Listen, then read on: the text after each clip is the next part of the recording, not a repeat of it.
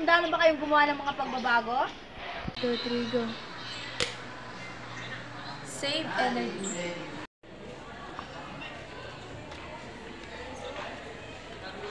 Bawasan ang kalat.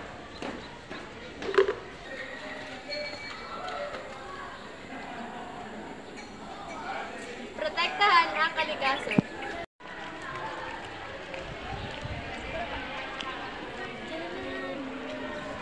Live sustainably.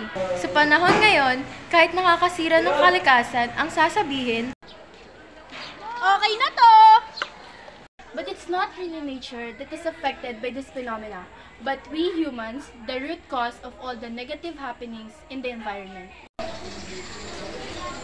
Napapaisip ba kayo kung ano ang pwedeng mangyari pag hindi natin nilagaan ang kalikasan?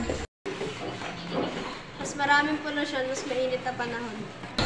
Pag patuloy na tayo nagkakalat, malulubog tayo sa basura. At kung sisirain natin ang kalikasan, pati ang supply natin ng pagkain ay nanganganib.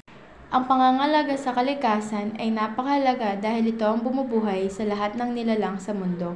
Ito ang nagbibigay sa atin ng malinis na hangin, sariwang tubig, ang lupa para sa ating pagkain. Ngunit dahil sa polusyon at pagbabago ng klima, nanganib ang ating likas na yaman, pati na rin ang buhay ng mga tao at hayop. Let's save